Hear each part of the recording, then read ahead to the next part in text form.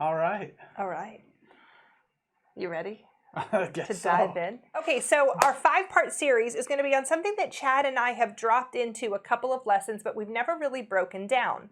And that is, I had my notes, I left them downstairs. So Chad's going to have to queue up for me on this. Oh, yeah. Okay, on this other one, what the next slide's going to be, so I know. Okay, so we've shared this acronym before, and this is kind of 5 levels or 5 different areas in our life that we need to assess for healthiness. Usually when we do the talk, like the heart check, are you hurting?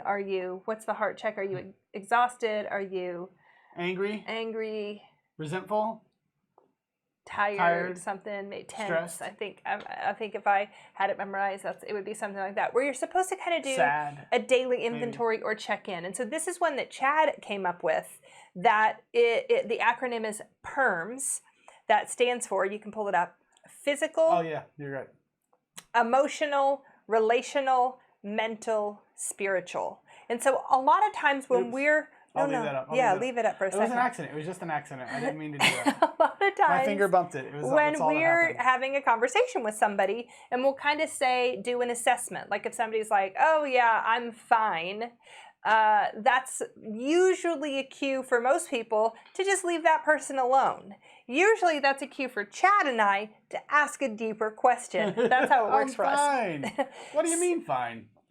So when we're doing like an assessment and we just want to ask somebody, how are you? These are the levels. How are you physically? Stop for a second. Check in. Are you in good physical health? How are you emotionally? Are you in good emotional health? How are you relationally? Are your relationships good? Do you have bitterness, unforgiveness in your relationships? Are you really struggling with getting along with others? Or is a certain relationship hijacking your happiness? That kind of stuff. Mentally, are you in good space mentally? Or are you constantly obsessing? Are you in a bad place? Are you in a dark place? Those kinds of things. Spiritually, I'll ask somebody on a regular basis, "Hey, did you talk to God about this?" "Oh yeah, I'm not really talking to God these days." Okay, that's something we probably need to address. This is a faith-based program where overtly we say it's important that you have a relationship with God. God is the healer. So we want you to be able to not only hear from God, but be able to have conversations with God as well. So here we are, PERMS, all 5 levels. And what we're going to do over the next 6 weeks, with one thankfulness service in the middle, is really break down what that means, how to do an assessment. Am I physically okay? What do I need to consider? Am I emotionally okay? What do I need to consider? Am I relationally okay? What do I need to consider?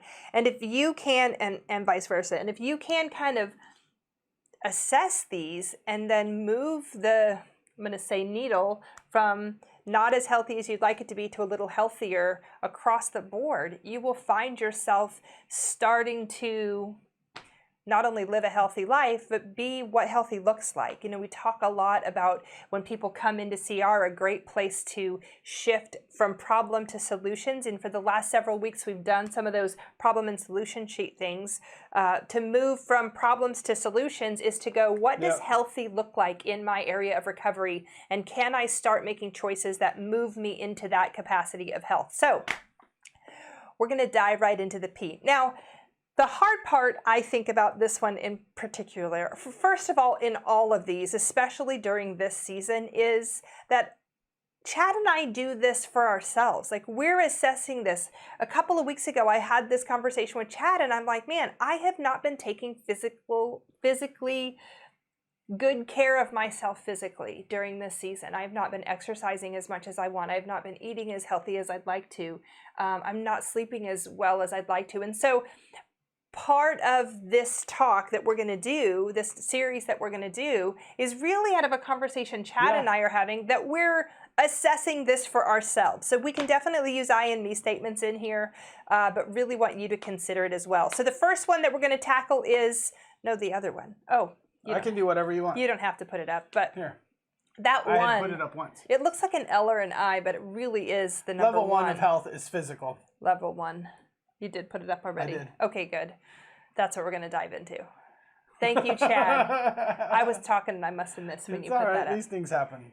Good. We can go to the next one. Okay, we're going to go to the next one. And so we're just going to tackle, if we say, hey, am I physically healthy? These are the things that I'm considering that I want to say, control over. You know, we talk a lot about that my life has become unmanageable and that it's out of control. Yeah. And a lot of times, for me at least, there are some tells or some cues that let me know life is starting to kind of get overwhelming or spiral out of control. I've joked with you guys, or not joked, but shared with you guys before that for me means, you know, if my laundry is behind, if my house starts to get messy, if I have not exercised in a while. And also for me means if I don't plan ahead for food, it's easier for me to make shortcut choices, fast food choices, junk food choices, and then I start to not eat well. And so these are all of them in all of the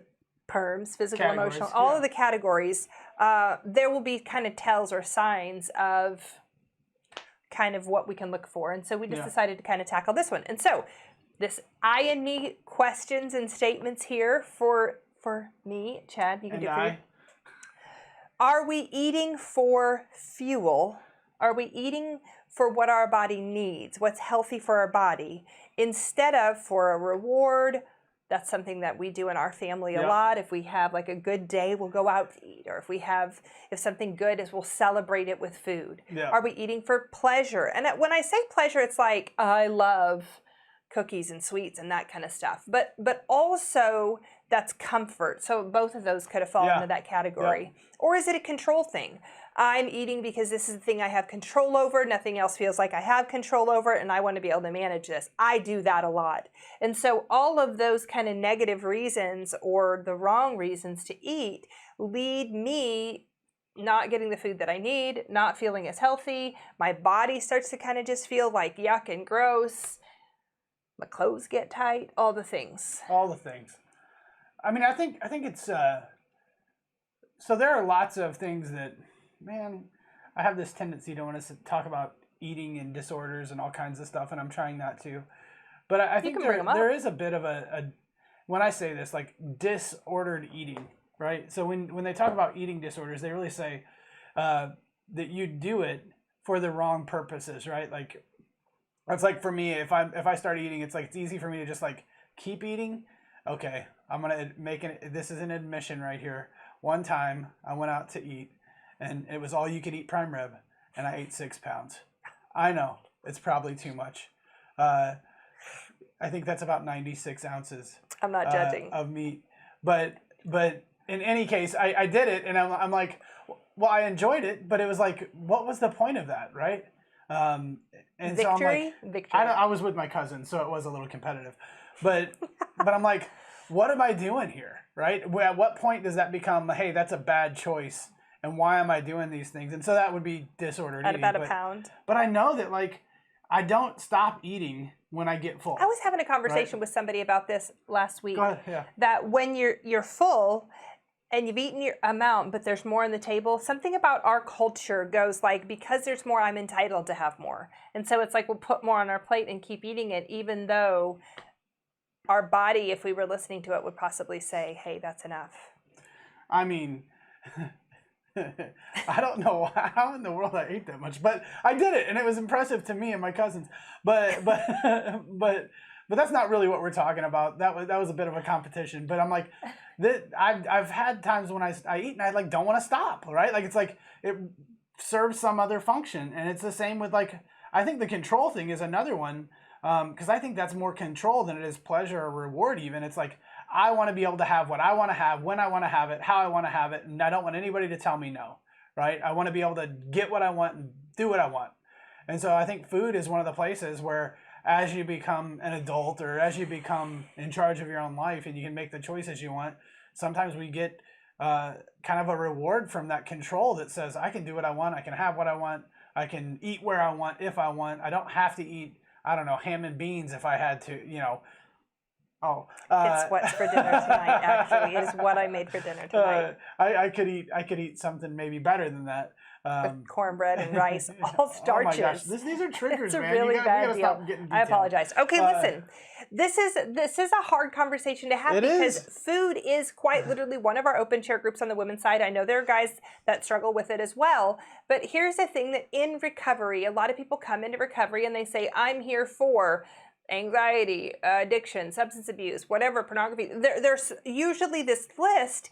And a lot of times, especially in our culture, food is like the permissible addiction. Sin, whatever, yeah. Food is the thing. Like we have, potluck dinners at church, or parties that always have food, or what, tailgating, bring the wings, whatever it is. There's always this culture of celebration, culture of sharing, even hospitality around food. So this is a really, really hard one. I remember I had a friend that went to the Celebrate Recovery Summit, and she said it was really frustrating for her. She struggles with food, and we've been to the summit before, like after every breakout group, there are delicious snacks. And she said it was really hard because it's the one thing, it's not like at CR Summit, they would never do this, but it's not like you walk out and there's like beer on tap or other addictive substances available, but there's donuts and cookies and snacks and food, and so this is one where we consciously have to really go, I want to be healthier in this area. I want to try to eat when my body tells me I'm hungry and when my body needs the food, and what does that look like for me to eat? It's really been for us trying to even help Avery eat healthy and not just give her junk snacks, to try to go, I want to give her blueberries, cheese, and nuts instead of whatever the other stuff is. Snacks and pudding heavy, or something or like so that. healthy. Yeah. But so this is one, we're going to list a whole bunch. And just like we're saying, do I need to do better? Which I do. Not all of them will be triggers, by the way. We apologize if this triggered anyone. The specific foods we're listing. But for you, just ask yourself, do I eat for healthy reasons, for fuel reasons? Do I eat what my body needs so that I can be healthy? And if not, do I need to consider shifting that? So am I feeding my body the best thing that I can in order to be physically healthy? That's really the question you want to ask yourself. Celebrate Recovery supports and endorses one of the books that Saddleback put out, which is the Daniel Plan. That's a really good one. I know John Baker and a lot of the guys there did it, and it's a kind of a biblical plan to eating healthy, doing it in community. I know quite a few of our leaders did the Daniel Plan for a while, and it was really successful. So I would encourage you, if this is an area where you're like, it is not as healthy as I want it to be, then maybe consider some options that work for you. Well, and I know for me, I think it's just about stopping more than it is and it's hard to get started. Like, food's one of those things that's so tough to control sometimes, because it's like, it's not like we can just cold turkey stop eating. Yeah. Right. Which might actually be easier in some ways. And so there is this, like, how do I moderate? How do I become more, I don't know, cognitive or aware of, like, what am I eating for and what is it doing for me? The codependent factor, if you're in a family or a relationship with someone, is, I made something this afternoon because I had some leftover bananas. I made banana bread, and Chad's like, don't make that in the house. I don't want that in my house because it smells good. It's delicious tasting. And so for him, he's like, now I have it. I've frozen all of the pieces so you don't have to have any of them.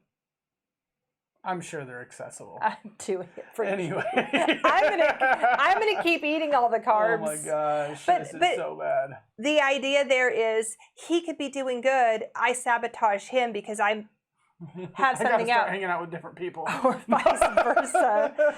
And so this is really something that is a hard thing to do. But when we're really down the road in recovery, working on some of these other issues and going, what do I want? I want to be a healthier person. This is something that it's worth considering. Okay, all right, let's we're moving on to the next one. Move on to the next one. I'm tired of talking about it. I feel so much Exercise. guilt. Oh, it's getting worse. Yeah.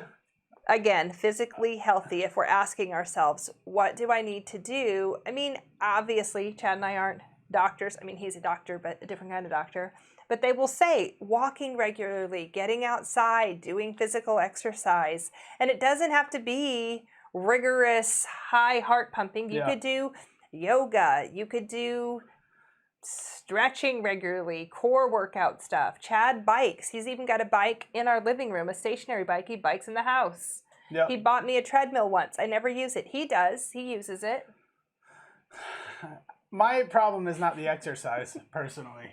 My problem is the food, man. I've got to control the food. I mean, I'm just, just being honest. Like, it's like, that is the thing. I work out religiously. I mean, like 5 or 6 times a week, and it doesn't matter if I don't eat correctly. What's interesting is before we met, I worked out regularly, ran a lot, and then that's even something I wanted. I wanted to be with somebody who worked out a lot. He started working out a lot. I lost motivation too. So I need to, this is the one where I could work on my food issues, but if I did this more, it really would shift.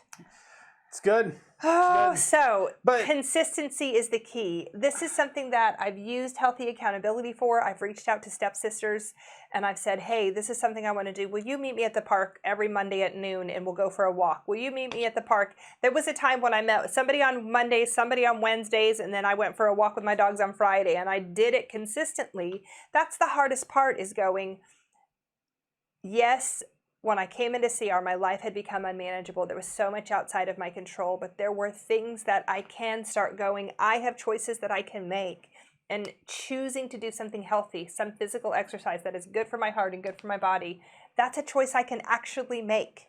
There are choices we can make, and if we start making a lot of these choices, before you know it, our schedule is full of healthy choices that are good for our souls, good for our lives, good for us to be able to. So food, obviously, 1, ask yourself, do I need to consider what I'm eating? 2, do I need to exercise? This next one's going to punch me. And again, just moderately. It's not about like doing some high intensity running a triathlon or whatever. It's about just going out there and do something. Do 30 minutes of walking. I mean, that's one of the best exercises you can do. Yeah. Anyway. The third one's going to punch me right in the gut. What is it? Oh, this is a bad one for me too. Sleep. Golly. A lack of sleep equals impairment. They did a study once, and they kept somebody up for 72 hours, and then they got in the car and drove. And somebody who has not slept for 72 hours drives worse than somebody who is intoxicated. Don't stay awake and drive. But do be awake when you drive. Do be awake when you drive. Sleep. Our brains need rest. Our bodies need rest. Yeah. It is actually a commandment in the Bible. In the bubble? In the Bible, that we need to sleep. If you rest, it gives your body the best chance to respond to things better. It gives your brain the best chance to respond. It gives your body the best chance to fight off. It's something that I actually read with this COVID thing. People who are getting it, if you can rest, your body recovers from it better. I read that. You know, everything you read on the internet. I read it on Facebook. I read it on that Facebook. And they'll let anybody on Facebook, y'all. That's all I'm saying. It was from a sleep doctor. He wanted you to buy some special pills. No, well, just totally kidding. What I was going to say is that sleep really does do something really good for your brain, for your body. And when we have times like this, COVID and all the rest of it, but anxiety, primarily COVID was what I was talking about, or what we've been talking about with several people, is that people have gotten off of sleep patterns and rhythms. I think more and more people are working from home and have been, and there's less and less differentiation between weekend and weekday and night and work schedules and times. And so really when we talk about sleep, we're not saying you have to like be asleep necessarily, but rest. Right? Like to stop and slow down and give your brain a chance to kind of check out and recover. Normally the best way to do that is sleep, but having a structure around when do I rest, when do I stop, when do I pause and reflect and just kind of be aware of how am I doing. I should have written that in rest instead of sleep, because I am specifically saying sleep, but Chad hit the nail on the head. Rest is so important. We were talking to a friend. You might have it coming. I didn't see the rest. of the slides, that's it. That's all I had. Chad and I have a friend who's a therapist. He was talking about burnout rate in people, and he said, what's interesting is we used to go to a ball game, go to the lake, go on a trip, hang out with our friends, and that was downtime that our brain wasn't processing work or processing, even work at home. Doing laundry or balancing the checkbook or do whatever the thing is. When we're home, a lot of times we don't rest well. And so this was something that as a whole, our culture is missing. times where we get together and do things that are restful and nourishing for our soul. And that's the important part here, is to go, okay, if I am going to really start thinking about physically, what do I need?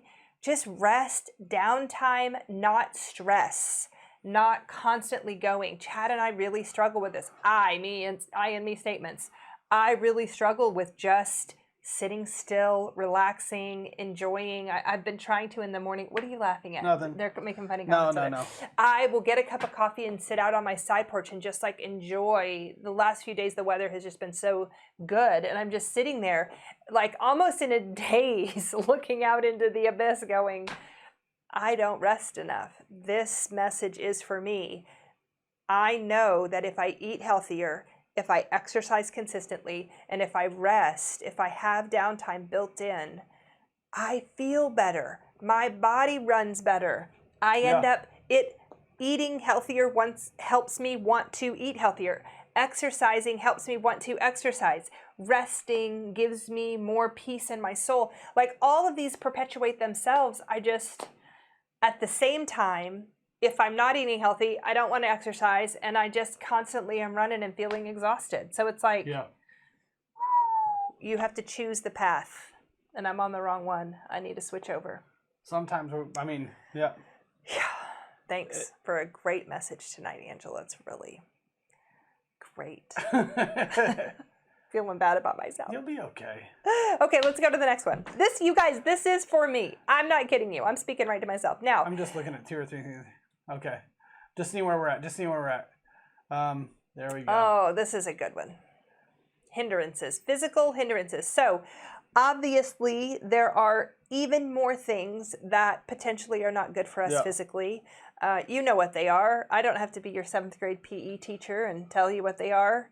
But Chad even was joking about this idea. Like, there are times when I'm tired, so I drink extra caffeine in the morning.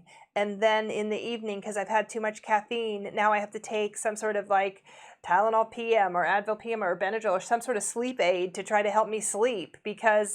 And so I'm running on needing substances, caffeine and sleep aid are substances to help me. When if I'm really running at the right capacity, I could go with less of those or fewer of those. But there's other things.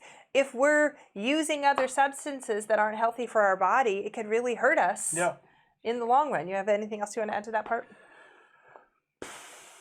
This is an easy one. We're not going to harp on it. No, I mean, I think it's like food. I mean, we could have thrown the food in there too. Like, yeah, for sure.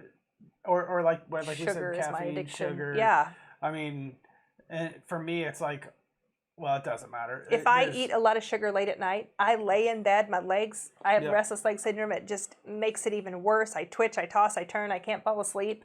I know this, and yet I still want to have sweet things late at night.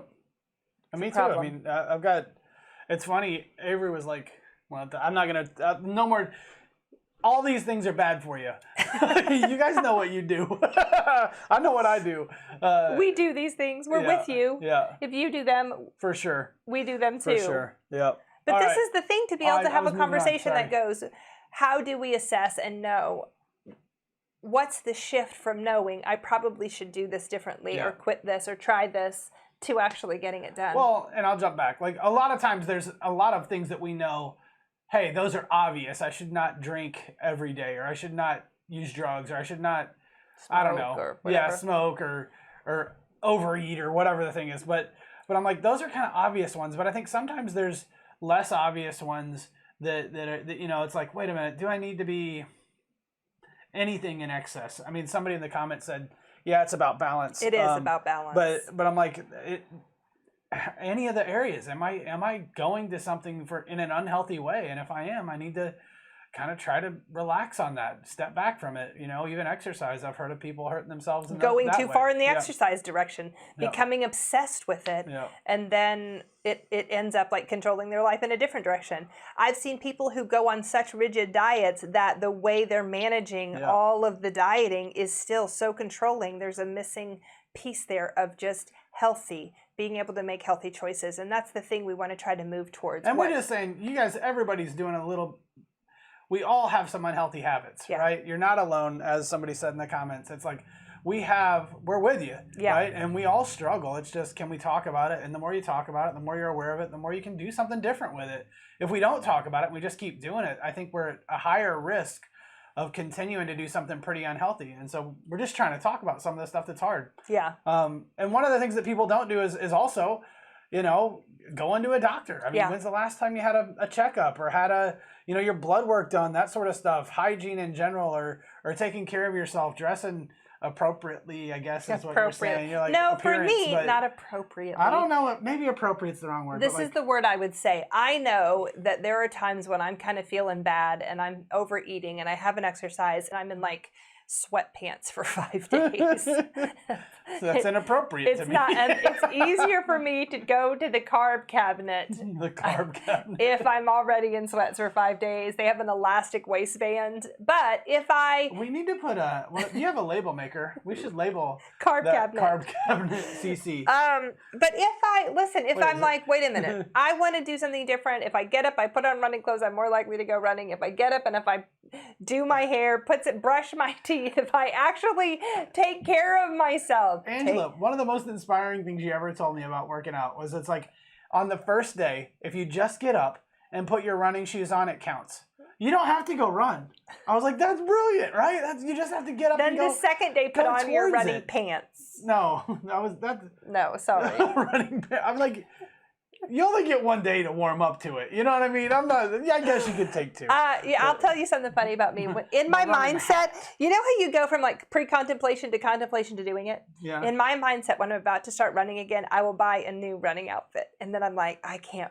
I'm not even excited about the running. I'm like, I got those new running pants with that fancy new running shirt that has the thumb holes in it. I can't wait to wear it. And I'll put it on and I'll suffer through the run just so that I can wear the new. And then you come home and listen. Sometimes we have to salsa and cheese on find it. the motivation. But this one, listen, I can't tell you how many people I will talk to in recovery.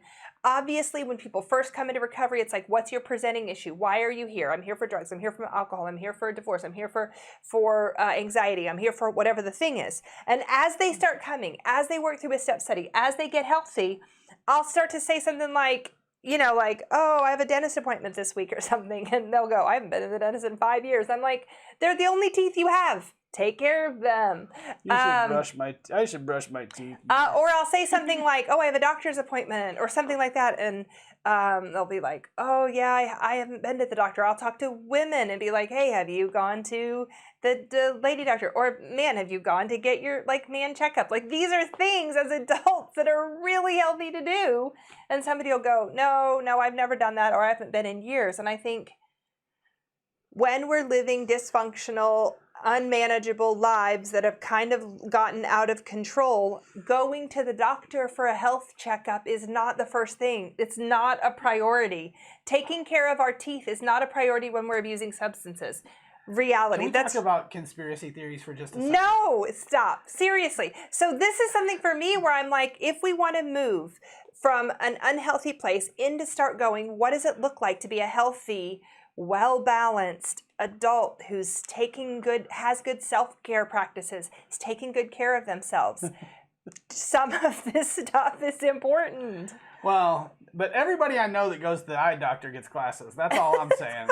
That's all the conspiracy I got. That's all I'm saying. It's not anything too serious, but all of them seem like I'm not going. Dana too. Dana gives me a hard time because I went to the dermatologist and it turns out that I had a little spot that what was a basal cell. They had to cut it off, and he's like, once you go, you keep on going. Once they start cutting stuff off of you, they'll just keep on cutting stuff off of you. Listen, just saying. My family of origin is prone to skin cancers, and so I wanted to go get checked up. I'm glad I did. I'll now live longer. We all struggle with self-care. It's hard to take care of ourselves, man. It is really hard. Yeah. This is something that even for me, this first several years in recovery, I'm like, oh, same thing. Somebody else was going, and I thought, oh, that's something I should probably do. Maintenance, regular maintenance. This is in all aspects of our life, but today we're really talking about physically healthy. But even that appearance one, for me, it's not in any of our other ones, emotional, relational, mental, or spiritual. So for me, the physical one too. the space that I live in. If my space is comfortable, clean, put together, as odd as it is for me, I'm a bed maker. In the morning, if I make my bed, it just makes me have a better day. And so those are some of the things we want you to consider is, if we wake up in the morning, there are choices that we can make. I will use I and me statements that I can make. I can choose to eat healthy. I can choose to go for a walk. I can choose to take good care of myself. And that includes appearance, hygiene, regular visits. Let's keep moving. Let's keep moving. We're almost out of time. Let's see. All these. We had to learn and do all these as well. Physical limitations. All 5 areas will have limitations. So this is something that we wanted to talk about, because there are going to be aspects of all of them. We were kind of talking about, what if somebody can't exercise? There was a season where I couldn't exercise because I was having some issues, procedures done, and had to heal for even after Avery was born. And so in my mind, I'm like, okay, so obviously going for a walk isn't an option at that time. Can I do something instead? Or let's say somebody has certain dietary restrictions based on medical reasons. Or let's say somebody has sleep apnea or some sort of diagnosable sleep thing that makes rest really hard. Let's cut out of physical for a second, and we'll address these in some of the other ones. But like relationally, the limitation in relationships, I would say, is like unforgiveness, or emotionally, if we have something that's diagnosable that's really hard emotionally, that could be hard for us to actually cue into some of our emotions. When we go further, PERMS, the E is the emotional aspect, and Chad really talks about knowing your body's basically cues or markers that lets you know what emotion your body is sending you, what message your body is sending you through your emotions. If we are not in tune with our bodies, if our bodies are not in shape, if we can't read the signals well, then we really have a problem being able to know the rest of them. If I'm tired, if I'm anxious, my mental process is more obsessive, I'm more irritable. I have a hard time distinguishing, is this God speaking to me or is this just my crazy thoughts? So all of these cylinders, so to speak, or categories really affect each other. And it's not just like I can be like, oh, just because I'm emotionally healthy, but I'm physically unhealthy, or just because I'm real spiritually healthy, but I haven't considered my emotional health, I'll be fine. It's not true. Really, across the board, we need to consider health in all of these areas so that we can run at our optimal, wholehearted selves and be the people that we want to be and be the people that God have called us to be. Yeah. I think you're right. That's my best talk. That right there is my best wholehearted self-talk. Is that the last one, or is there one more? I don't know. I was going to check it without doing it in front of everybody, but that's okay. That's the last one. That was the last one. Yeah. Just the idea of limitations. Like I think about somebody who physically has a lot of pain or has to respond to pain, and what that looks like and how they manage that. Obviously, there are things. I'll share a little snippet of my own personal testimony. I didn't realize we were running out of time. I've been talking a lot. I've been not talking on purpose. And tapping my foot. No. Okay, he's been trying to send me a message, and I just thought he was stepping on my toe. Really quick, I'll say I had not been sleeping well, and so I actually did a sleep study test to figure out what's going on, and we're still trying to figure out kind of what's going on to help me sleep. But I'm saying, if there's an area in your life that in your physical well-being that isn't well, get help, ask for help, do some research, go to the doctor, figure stuff out so that you can have a physically healthy life. Yep. I will end on that because we have to move forward. You could have just been like, you're talking too much. That always goes well.